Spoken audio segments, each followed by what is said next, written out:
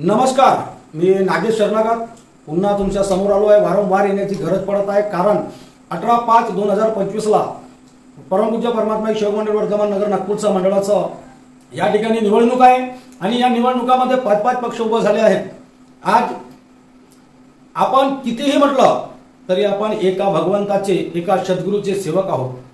आपण दुःखामध्ये होतो आणि सुखामध्ये आलो। सुखामध्ये आल्याच्या नंतर आपण त्यागी झालो। त्यागी झाल्याच्या नंतर या मंडळाचं आजीवन सभासद झालो आणि सभासद झाल्यामुळे आज आपल्याला संवैधानिक अधिकार आहे। कुणीही व्यक्ती त्या मंडळाचा चुनाव लढू शकतो। हा संवैधानिक अधिकार आहे आणि अधिकारानुसार आपण चुनाव लढत आहोत। संवैधानिक अधिकाराच्या नुसार तुम्ही चुनाव लढता, लढा।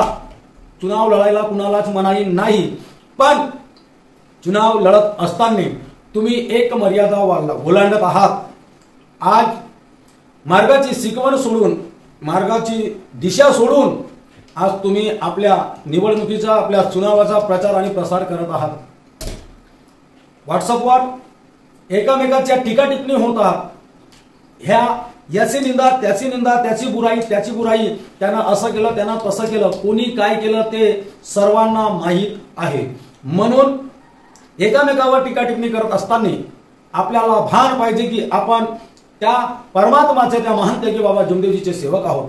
आणि म्हणून या प्रचारामध्ये माझे 2 हाताची विनंती आहे। सर्व उमेदवारांना, 15/75 उमेदवारांना विनंती आहे की तुम्ही एकामेकावर टीका टिप्पणी करायची नाही। कारण जेव्हा तुम्ही टीका टिप्पणी करता माझ्या सेवक बांधवांनो, तर या टीका टिप्पणीमुळे एकामेकामध्ये द्वेष निर्माण होतो, एकामेकामध्ये राग निर्माण होतो। आणि जेव्हा तुम्हाला राग येतो तर तुम्ही काय मंडळ मध्ये जाऊन काय करणार? ज्या माणसाला राग येतो, ज्या माणसामध्ये द्वेष आहे, एकामेकाचा विरोध करतो, अशा माणुसकीने, अशा रीतीने आपण निवडणूक लढून काय करणार? सरतेशेवटी बाबांनी आपल्याला सत्यमर्यादा प्रेम सांगितलं आहे। या सत्यमर्यादा प्रेमाने आपल्याला या मंडळाचा चुनाव करायचा आहे। पण या सत्यमर्यादा प्रेमाला महान त्यागी बाबा जमदेवजीने दिलेल्या शिकवणीला बाजू ठेवून आपण या चुनावाचा प्रचार प्रसार करत आहोत। माझा एकच म्हणणं आहे, एकामेकावर टीका टिप्पणी न करता तुम्ही आतापर्यंत काय केले, आतापर्यंत तुम्ही काय केले याची तुम्ही पावती द्या। तुम्ही काय केले आहात हे सेवकांना माहित आहे।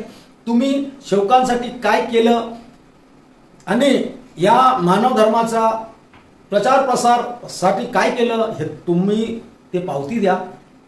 ज्यांनी चांगलं काम केलं आहे ते तुम्ही त्या चांगल्या कामाची पावती द्या। आणि तुम्ही काय करू शकता, समोर अजून काय करू शकता हे तुम्ही सेवकांना कळवा। तुम्ही सेवकांपर्यंत जा, तुम्ही तुमचे चांगले चांगले विचार सेवकांपर्यंत सांगा। पण विचार सांगत असताना एकामेकाची निंदाबदी, एकामेकाची कुटणखाई करू नका। कारण की हे मानव धर्माच्या सेवकाच्या, मानव धर्माच्या शिकवणीच्या विरुद्ध आहे। म्हणून कुणावर टीका टिप्पणी न करता तुम्ही काय केले आहात, आजपर्यंत तुम्ही काय केले आहात आणि समोर काय करणार आहात, तुम्ही तुमच्या कामाची पावती द्या। सेवक ज्याला पसंत करायचं आहे त्याला पसंत करतील आणि सेवकांना बदल घडवायचा आहे तर सेवक बदल घडवतील। पुन्हा तुम्हाला बसवायचं आहे, तुम्हाला बसवतील, ते सेवकांची मर्जी। पण सेवकांकडे तुम्ही याची कुटणखाई, त्याची कुटणखाई करू नका।